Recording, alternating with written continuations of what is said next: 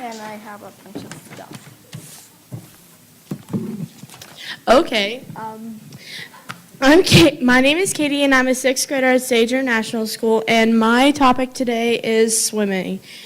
I've always loved the water. It has helped me calm down when I've gotten stressed out, and I could play in it all day long. I've always loved the water, but I didn't always love swimming. First, I had to actually learn to swim, which actually didn't take too long. What I didn't really like was swimming where I could not touch the bottom of the pool. And I did not like going underwater if I couldn't hold my nose closed. Have you ever had water up your nose? It's not good.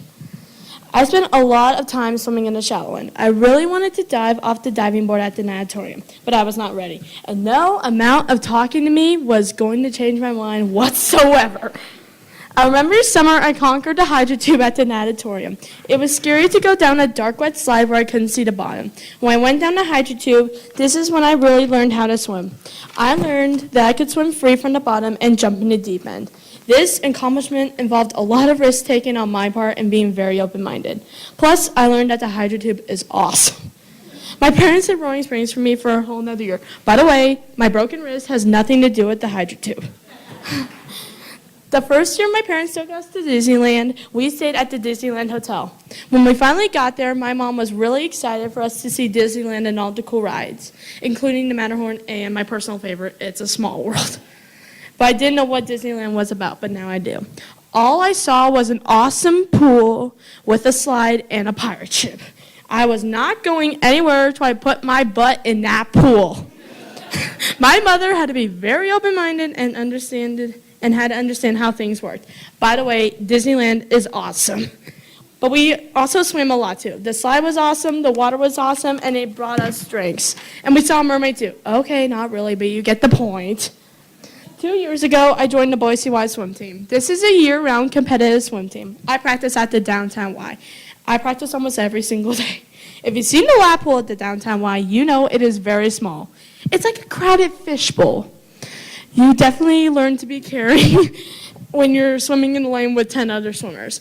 I thought the noise and chaos would drive me crazy, but I actually like it. Oh, by the way, liking to swim and being on a competitive swim team are definitely not the same things. Liking to swim is going to Idlewild, it's going down the side. It is playing in your grandparents' pool or going to Roaring Springs. That is not competitive swim. You, unfortunately, learn this very, very fast. In my first meet, I swam a 50-yard freestyle long course, which means you swim from the long end to the other. My mother, who was never on swim team, by the way, told me to swim as fast as I could. I learned a lot doing that, too. Did you know that competitive swimming involves not swimming? Welcome to dryland. Planks, push-ups, stretches, mountain climbers, and, planks, or jump tucks. Oh, and you're also encouraged to work on this at home as well. Boo. Competitive swimming is a really cool sport. Boys and girls swim together on the same team. Your goal isn't just to beat the person next to you, but it is to get faster. You're always swimming against yourself and your last best time. Swimmers are very principled and learn to be knowledgeable. You don't get better if you don't work harder. You don't get better through luck or if the other team isn't as good. You have to work hard. It seems logical that to be a faster swimmer, you need to swim faster. You'd be wrong. To quote my swim coach, Mike, first make it pretty, then make it fast. So sometimes we spend a lot of time swimming very slowly. This doesn't always make sense, and you really have to be reflective and come up with a strategy. Again, you have to be open-minded, and sometimes coaches want you to swim slowly or only kick. You have to rely on their experiences to help you grow, even if it doesn't make sense. You really have to be a risk taker. 1, the water's cold. Oh yeah, it's really cold. Your coaches challenge you to swim races you have never tried, like the butterfly, so not my favorite. And the first time I swam the 500 freestyle, I thought I wasn't going to make it to the end.